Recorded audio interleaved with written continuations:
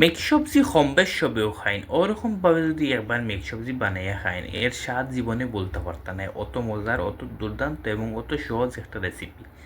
আসসালামু আলাইকুম, কিতা খবর হল বালানি? আশা করি বালা আছেন। আমিও আলহামদুলিল্লাহ আপনার দয়া বেশ বালা আছি। তো আজকে আপনাদের সামনে নতুন একটা রেসিপি লইয়া আইছি, খুবই স্পেশাল একটা মিক্স সবজি। খুব সহজ এবং সিম্পল, কোনো প্যারা নাই। প্রথমে আমি হালকা গরুর চর্বি অথবা মুরগির চামড়া যে কোনো জিনিস থাকলে দিলাইবা। আমি গরুর চর্বি আসিল, গরুর চর্বি দিলাইছি। তারপরে পেঁয়াজ, আলু, গাজর সবটা দেওয়ার পরে আমি দিলাইলাম গরম মশলা, এরপরে মরচর গুঁড়া, হলদির গুঁড়া, লবণ, কেচেপ, শুকনা মরিচ দিয়া পালা করি মজানি লাগি ঢাকন দিয়ে ঢাকিয়ে রাখি দিলাম 5 মিনিট। 5 মিনিট পরে আবার আমি সুন্দর করে লাড়ি সাড়ি করে দিলাম। লাড়ি সাড়ি দেওয়ার পরে আমি দিলাইলাম পানি দিয়ে গুড়িয়ে রাখবো। উতরানিয়ার আওয়ার আগ পর্যন্ত অপেক্ষা করবো। যখন উতরাইয়া আইব তখন আমি উতলাইয়া দিলাইমু বুটটা আগে থেকে যেহেতু সিদ্ধ করা থাকে, এর লাগে এগুন পরে দিমু। এরপরে ডাকিয়া দিয়া 20 মিনিট রান্ধিমু।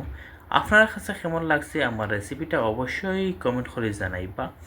ভালো থাকবা, সুস্থ থাকবা, দেখা হইব অন্য কোনো ভিডিওত। আল্লাহ হাফিজ, আসসালামু আলাইকুম।